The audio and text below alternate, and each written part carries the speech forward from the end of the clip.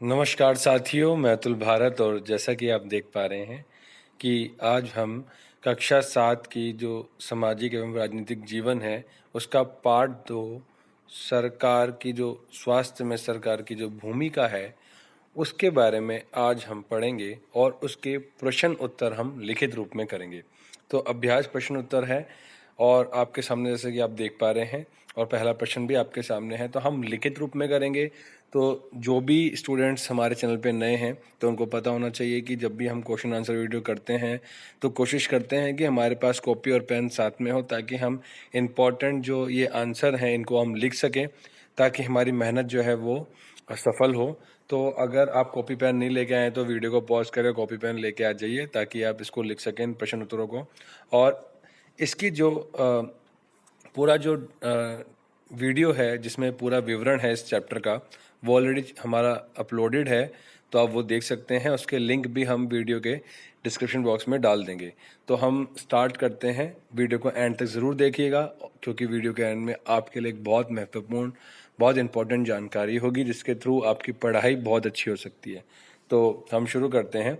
इस अध्याय में आपने पढ़ा है कि स्वास्थ्य में सिर्फ बीमारी की बात नहीं की जा सकती। संविधान से लिए गए एक अंश को यहाँ पढ़िए और अपने शब्दों में समझाइए कि जीवन का स्तर और सार्वजनिक स्वास्थ्य के क्या मायने होंगे। ठीक है, तो एक प्रश्न है और उसका उत्तर हम लिखित रूप में करेंगे। आप देखिए,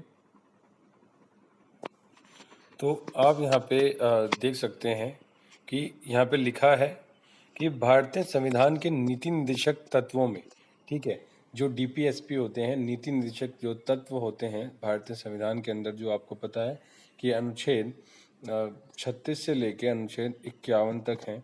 ठीक है, ये जो है ये भाग 4 है और भाग 4 के अंदर जो है ये आते हैं। ठीक है, इसमें राज्य के लिए नीति निर्देशक तत्व होते हैं कि वह ऐसी नीतियां बनाए, उसके लिए होते हैं निर्देशक तत्व, राज्य के लिए होते हैं।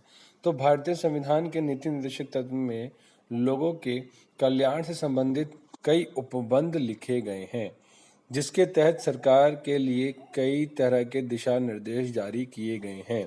इसी संदर्भ में नीति निर्देशक सिद्धांत में कहा गया है कि पोषाहार स्तर मतलब जो हमारे पोषण का जो स्तर है, वह खाने पीने का स्तर और जीवन स्तर को ऊंचा करने तथा लोक स्वास्थ्य का सुधार करने का राज्य का कर्तव्य है। मतलब जीवन के स्तर को बढ़ाने का जो कर्तव्य है वो राज्य का है और लोगों के स्वास्थ्य को सुधारने का कर्तव्य भी राज्य का है। तो ये संविधान में लिखा गया। इसलिए भारत सरकार, राज्य सरकार और स्थानीय सरकार ने कई स्वास्थ्य केंद्र का निर्माण किया है तथा पोषाहार स्तर और जीवन स्तर को ऊंचा करने के लिए कई कार्यक्रम चलाए गए हैं। जैसे आपको पता है मिड डे मील है, आप सब लोग स्कूल में पढ़ते हैं, तो जो गवर्नमेंट स्कूल्स में है और भी अन्य स्कूलों में, वहाँ पे मिड डे मील योजना है। मिड डे मील योजना में आपको आपके पोषण स्तर को बढ़ाने के लिए मिड डे मील कार्यक्रम चलाया जाता है। तो इस प्रकार से बहुत सारे कार्यक्रम हैं, ठीक है, जो कि चलते हैं। आप आंगनवाड़ी में देखिए, वहाँ पे भी बच्चों को मिलता है। जो तो ये राज्य का कर्तव्य है कि हर एक जो नागरिक है उसका पोषण स्तर अच्छा हो और उसके स्वास्थ्य में सुधार हो, क्योंकि अगर उसके स्वास्थ्य में सुधार होगा तो जो राज्य का जो खर्चा है वो बचेगा। क्योंकि अगर उसका स्वास्थ्य अच्छा नहीं होगा तो फिर वो उसको बीमारियां बहुत जल्दी पकड़ेंगी और बीमारी जल्दी पकड़ेंगी तो फिर अस्पतालों में और अन्य चीज़ों में वो बहुत ज़्यादा जाएगा और अपने जीवन का अच्छे से जीवन यापन नहीं कर पाएगा, अच्छे से जीवन नहीं जी पाएगा। हमेशा अगर वह बीमार ही रहेगा, तो स्वास्थ्य केंद्रों में ही रहेगा, तो वह अपनी जीविका कैसे चलाएगा और इससे देश के अंदर गरीबी बढ़ेगी, देश का विकास नहीं हो पाएगा। तो एक स्वस्थ व्यक्ति, ठीक है, एक स्वस्थ व्यक्ति, एक स्वस्थ नागरिक देश का विकास करने में बहुत अच्छा सहायक हो सकता है। इसलिए आप लोगों को भी अच्छे से खाना पीना चाहिए ताकि आप अच्छे से तंदुरुस्त रहें और जो भी कार्य करें वे अच्छे से करें। ठीक है, तो इसलिए जीडीपी में भी एक अच्छे स्वस्थ व्यक्ति का योगदान काफ़ी अच्छा होता है। इसलिए सरकार का ये कर्तव्य है कि वह अपने नागरिकों को एक अच्छा स्वस्थ जीवन दे, एक ऐसा ताकतवर जीवन दे और उनकी स्वास्थ्य की रक्षा करे, उसमें सुधार करे। अगला प्रश्न है आपके सामने, प्रश्न क्रमांक 2 है प्रश्न क्रमांक 2 आपके सामने है। सबके लिए स्वास्थ्य की सुविधाएं उपलब्ध कराने के लिए सरकार कौन कौन से कदम उठा सकती है, चर्चा कीजिए। ठीक है, तो कौन कौन से कदम उठा सकती है सरकार, मैं आपको बताता हूं।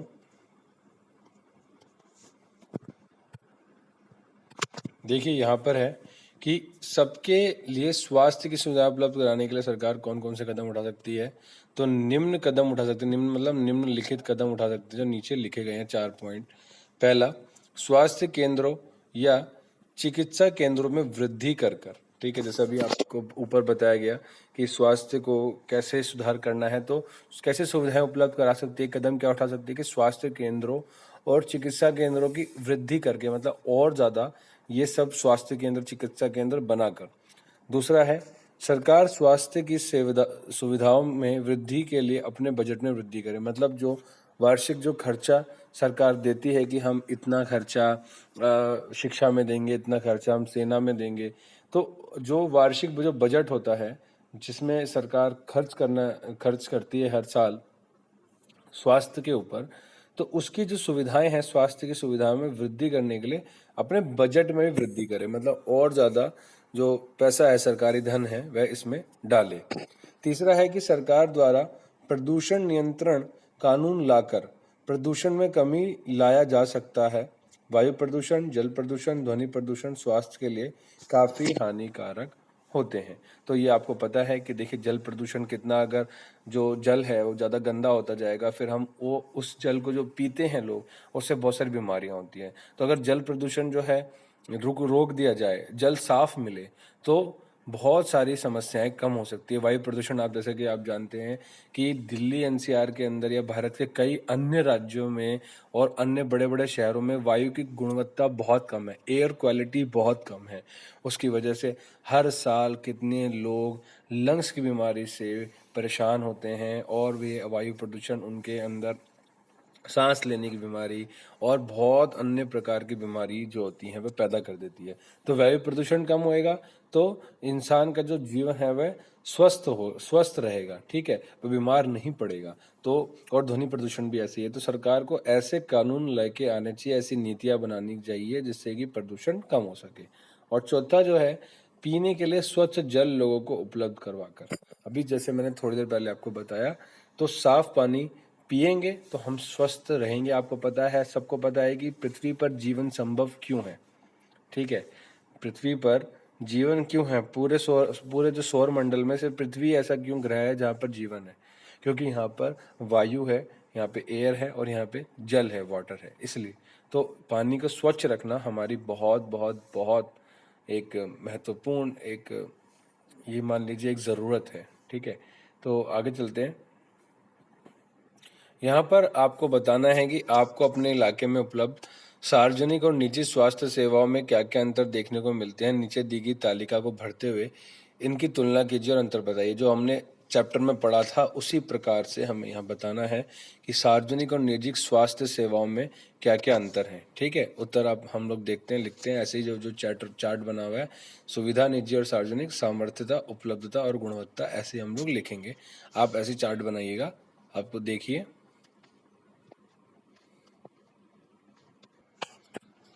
साथियों, आप यहाँ पे देख सकते हो कि निजी अस्पताल और सार्वजनिक अस्पताल की बात है, और निजी सेवाओं का मूल्य और सेवाओं की उपलब्धता, कौन कौन सी सेवा यहाँ पे उपलब्ध होती है और मूल्य। ठीक है, तो निजी अस्पतालों में सेवाओं का मूल्य काफ़ी अधिक होता है, बहुत अधिक होता है। आप लोगों को पता है कि जो सर्विस होती है, जो वो लेते हैं, वो बहुत ज़्यादा उसके चार्जेस होते हैं, फीस होती है। निजी अस्पतालों में, प्राइवेट हॉस्पिटल्स में बेड चार्ज, डॉक्टर्स की जो फीस होती है, जांच परीक्षण की फीस, जो टेस्ट होते हैं, इन सब के रूप में काफ़ी पैसे लिए जाते हैं, बहुत ज़्यादा जो होते हैं वह पैसे लिए जाते हैं प्राइवेट हॉस्पिटल्स में इन सब चीज़ों के लिए। ठीक है, और वहीं पे आप देखो कि सार्वजनिक अस्पतालों में रोगियों का इलाज मुफ्त में किया जाता है या बहुत कम पैसे लिए जाते हैं। कहीं कहीं पे आपने देखा होगा बहुत कम पैसों में एक्सरे हो जाता है, बहुत जरा सी मामूली, उसमें जरा सी मामूली रकम में ही, बहुत छोटे से 100 रुपये के अंदर ही अंदर आपके सारे ब्लड टेस्ट हो जाते हैं। तो ये गवर्नमेंट हॉस्पिटल की सेवाओं का मूल्य है। अभी आप यहाँ पे देखो कि सेवाओं की उपलब्धता। निजी अस्पतालों में अपने रोगियों के लिए सभी तरह की सुविधाएं आसानी से उपलब्ध कराई जाती है। सारी सुविधाएं वहाँ पे मिलती है, बड़ी बड़ी मशीनें वहाँ पे मिलती है, आपको एक जगह से दूसरी जगह नहीं जाना पड़ता और फटाफट आपको बिना लाइन में लगे, मतलब ज़्यादा समय नहीं लगता, आपको फटाफट आपने पर्ची बनाई और आपको देखने के लिए बहुत सारे डॉक्टर वहाँ पे होते हैं, बहुत बहुत सारी जगह होती है। लेकिन आप यहाँ पे देखिए कि जो सार्वजनिक अस्पताल है, जो ये लिखा है यहाँ पे कि सार्वजनिक अस्पतालों में रोगियों की लंबी लंबी कतारें होती है, मतलब जो वहाँ पे इलाज करवाने के लिए आते हैं उनकी बहुत लंबी लंबी लाइन होती है और कोई भी सेवा आसानी से उपलब्ध नहीं हो पाती। अब तो बहुत ज़्यादा परिवर्तन आ गया है। आप ये नहीं कह सकते कि कोई भी, मतलब कुछ सेवाएं आसानी से, यहाँ पे कोई भी की जगह आप लिख सकते हैं कुछ सेवाएं आसानी से उपलब्ध नहीं हो पाती। मतलब कभी कभार छोटे हॉस्पिटल होते हैं, वहाँ पर एक्सरे मशीन नहीं होती है। स्वास्थ्य केंद्र में तो आपको क्या करना है, एक्सरे के लिए आपको दूसरी जगह जाना पड़ता है। यहाँ पर ब्लड टेस्ट नहीं होता तो ब्लड टेस्ट के लिए दूसरे बड़े हॉस्पिटल में जाना पड़ता है। तो आप यहाँ पे लिख सकते हैं गुणवत्ता में भी ऐसी बात नहीं है, गुणवत्ता अभी तो सबकी बराबर सी ही हो गई है। आप खुद देखिए आपके अस्पताल जो है, और आप ना, मैं आपको एक बताता हूँ, एक कॉलम और यहाँ पे ऐड कीजिएगा जिसमें आप प्राइवेट हॉस्पिटल जो आपके आसपास है उनके नाम भी लिख सकते हैं और गवर्नमेंट हॉस्पिटल जो है उनके भी नाम लिख सकते हैं और खुद बताइए कि उनकी गुणवत्ता कैसी है। देखिए यहाँ पे जो चौथा प्रश्न है कि पानी और साफ सफाई की गुणवत्ता के सुधार पर अनेकों बीमारियों की रोकथाम की जा सकती है। उदाहरण देते हुए इस कथन को स्पष्ट करें। तो आपको लिखना है कि कौन कौन से रोग होते हैं और पानी साफ रखने से कौन कौन से रोगों से हम बच सकते हैं। तो यहाँ पे आपके सामने लिखा हुआ है कि देखिए कि पानी की जो गुणवत्ता को सुधार करके अनेक बीमारियों की रोकथाम निम्नलिखित तरीके से हम लोग कर सकते हैं। पहला है कि संचारणीय बीमारियां जो एक जगह से दूसरी जगह जो पहुंच जाती है, पानी के द्वारा एक से दूसरे को लगती है। ठीक है, आपको पता है कि संचारणीय पानी में भी संक्रामक बीमारियां हो जाती है। इन बीमारियों में से 21% बीमारियां जल जनित होती हैं, जैसे हैजा, पेट के कीड़े और हेपेटाइटिस। तो हेपेटाइटिस का नाम भी आपने सुना होगा और मैं थोड़ा सा जूम कर देता हूँ इसको, ठीक है, ताकि आपको थोड़ा सा और अच्छे समझ में आए।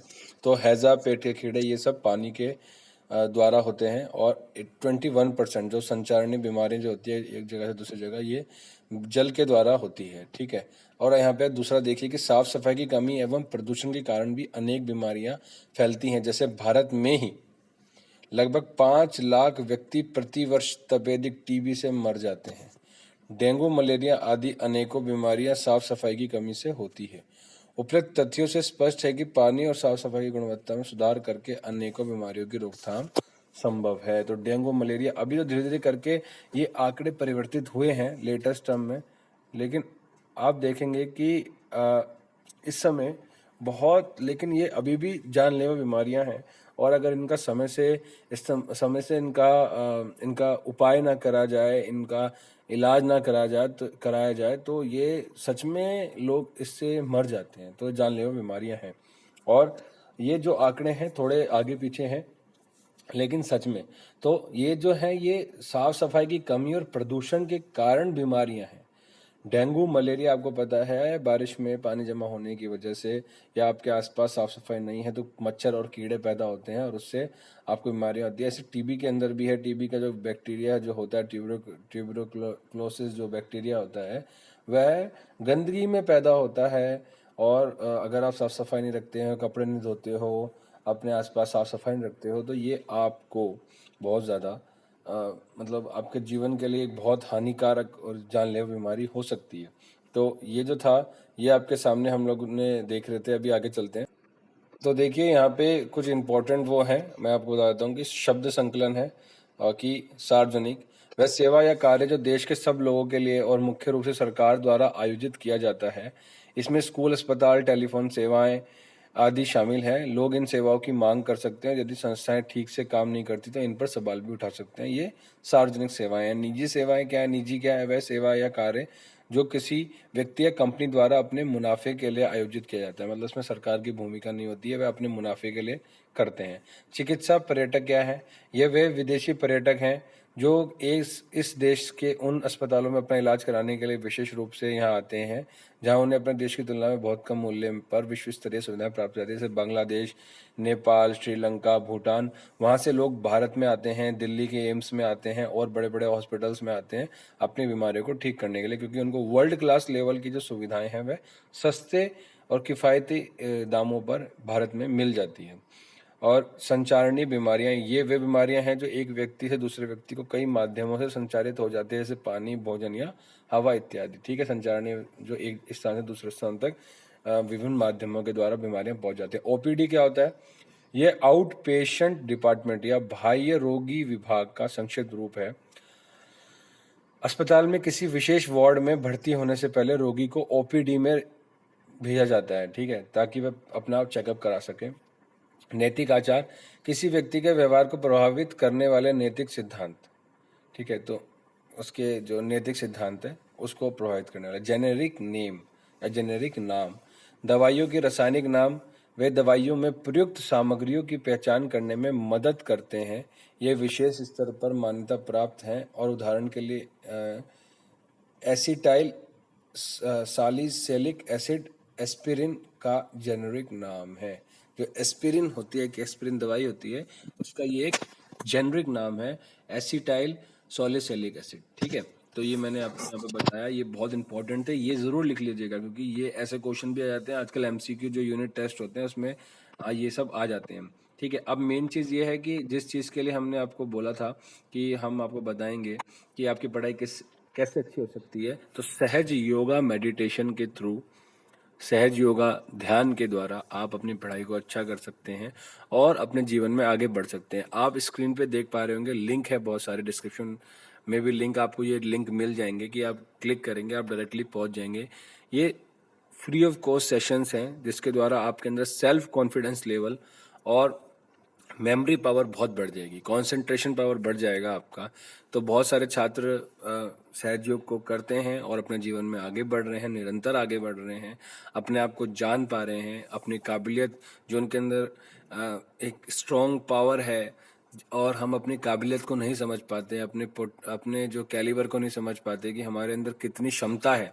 ठीक है, उस क्षमता को समझ पा रहे हैं और आगे बढ़ पा रहे हैं। तो आप सब लोग सहज योग कीजिए, ये बिल्कुल फ्री ऑफ कॉस्ट है। आपको वीडियो कैसी लगी ज़रूर बताइएगा, और अगर आप सहज योग कर पाए, आप पहुंच पाए इन लिंक्स के थ्रू, तो ज़रूर आप बताइएगा। अगर आपको कोई भी प्रॉब्लम आती है सहज योग सेशन को ओपन करने में, जो कि डिस्क्रिप्शन बॉक्स में लिंक्स हैं, ये बिल्कुल फ्री ऑफ कॉस्ट हैं, और अगर आती है तो ज़रूर आप कमेंट बॉक्स में लिख के बताइएगा। हम ज़रूर उसके लिए प्रयास करेंगे कि आपको कैसे उसका समाधान दे सकें। तो ज़रूर सहज योग कीजिए, ज़रूर पढ़िए और घर पे रहिए, स्वस्थ रहिए। वीडियो अच्छी लगे चैनल को सब्सक्राइब कीजिएगा और अपने सभी साथियों तक वीडियो को पहुंचाइएगा। कैसी वीडियो लगी ज़रूर बताइएगा, आपके लिए हेल्पफुल रही या नहीं रही ये भी ज़रूर बताइएगा। हम नेक्स्ट वीडियो बनाएंगे, जल्दी मिलेंगे। जय हिंद, जय भारत।